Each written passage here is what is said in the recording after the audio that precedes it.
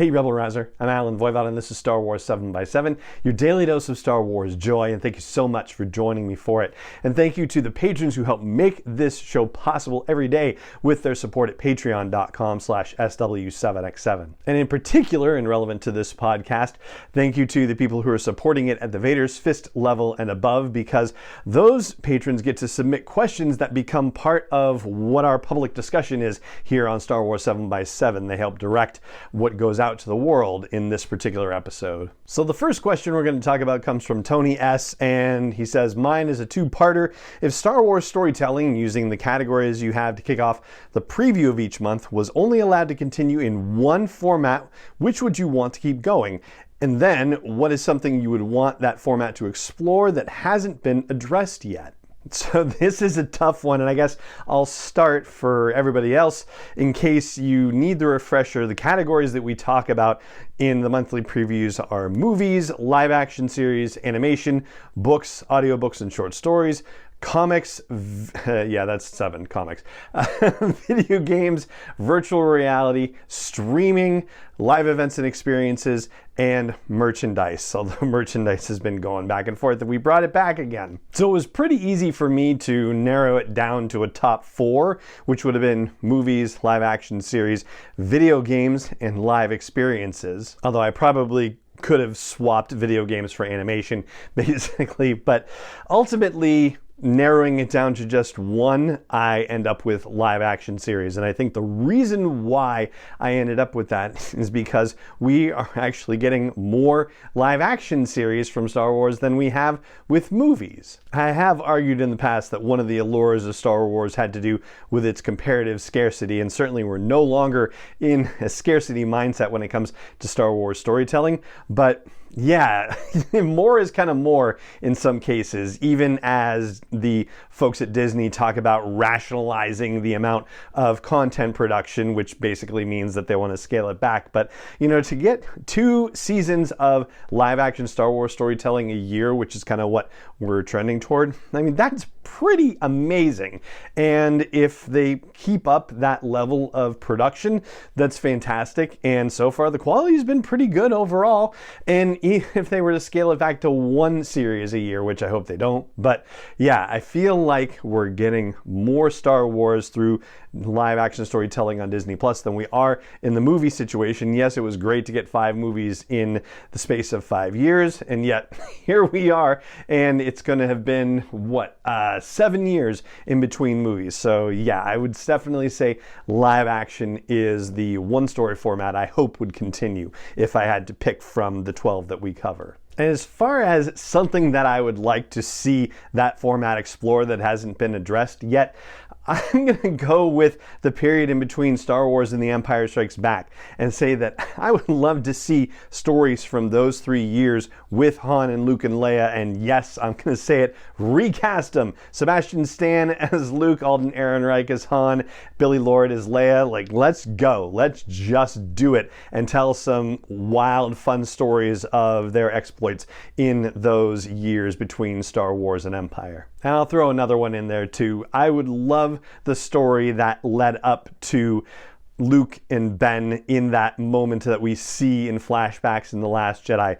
Everything that led up to that, I would like to see that, and then also the aftermath of that too. So that's my answer about format and what I'd like to see on it if that was the only format that existed. I'd love to hear your answer too. So please chime in comments right here at YouTube or on the Q&A at Spotify, or leave your answer at the blog post for the show's episode at sw7x7.com. And the other question I want to answer here is from Bobby G. He says, I know that generally you tend to be very positive, but if there was one piece of constructed criticism you had about the Disney era of Star Wars, what would it be? And I guess I limited my format response to one format, even though I actually gave 2 answers for what would be pursued in that format. But yeah, I have 2 answers for this one as well. The first thing I would say is that you need to have somebody who has a hold of the entire story, who ultimately is responsible for the story. And I'm thinking specifically of the Skywalker saga, just having one person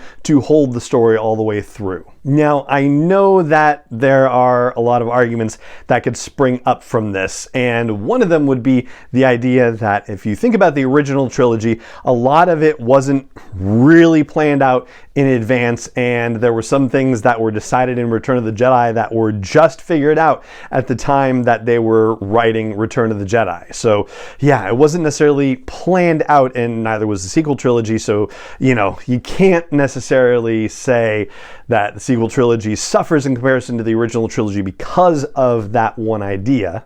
However, the original trilogy had Lucas consulting on it all the way through and co-writing the script at some level, so it did have that continuity. It had one person who was thinking about the entirety of the story all the way through. And that's something that the sequel trilogy did not seem to have. Yes, they had treatments from Lucas, and yes, elements of those treatments made it into the various movies, but really, J.J. Abrams was in a position with The Force Awakens to be the person who could have been part of the whole sequel trilogy process and kind of oversaw how the whole story was developing.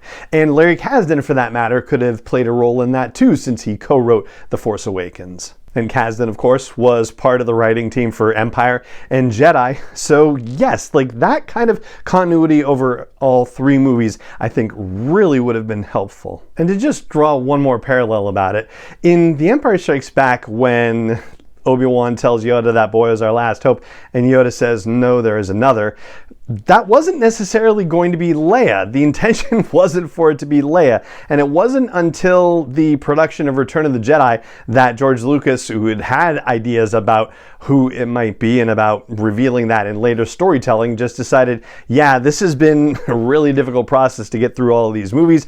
I'm just going to say it's Leia and be done with it, because there was a story problem around that final confrontation with Luke and Vader and what was going to make Luke angry enough to actually attack Vader, and that presented a solution to that situation as well. By comparison, you think about the sequel trilogy, you think about The Last Jedi and about how Kylo Ren kills Snoke, and from that point on, it seems like Kylo Ren is going to be the guy that they have to deal with in the final movie of the trilogy, that he's going to be the big bad villain that they have to either turn to the good side or ultimately kill. But then instead it turns out that somehow Palpatine returned. And you know what? I'm okay with that decision. I mean, the expanded universe is filled with stories about how Palpatine was trying to come back in a cloned body and did it over and over again. So this is not out of nowhere at all. But if J.J. Abrams had been involved in the story of The Last Jedi by virtue of him being involved in The Force Awakens and, retrospectively finding out that he was going to be involved in The Rise of Skywalker, this is absolutely nothing against Rian Johnson at all. Period, paragraph, not criticizing Rian Johnson here in any way, shape, or form. If J.J. Abrams had been involved, he's canny enough to have done this. He could have laid the groundwork for Palpatine's return and made it make more sense and seem less jarring than it did in The Rise of Skywalker. So that's one piece of constructive criticism I would offer. If you're talking about a trilogy, a saga, just have one person who can oversee the story and its variations and permutations and developments over the entire course of the trilogy. And the other thing I'd say is just have the courage of your convictions.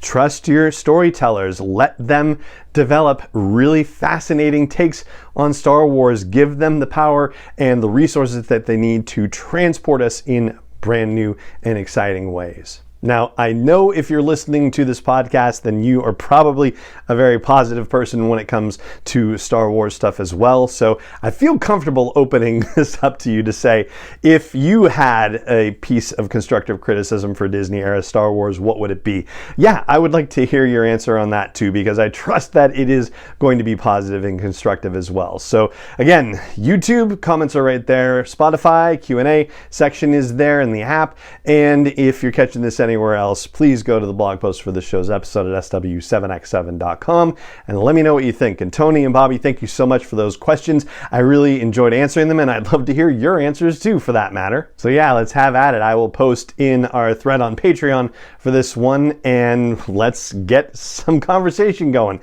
And I'll also post the request for April questions, which will get answered this month for sure this time. And that is going to do it for this episode of the podcast. And it just remains for me to say thank you so much for joining me for this episode, as always. And may the force be with you, wherever in the world you may be.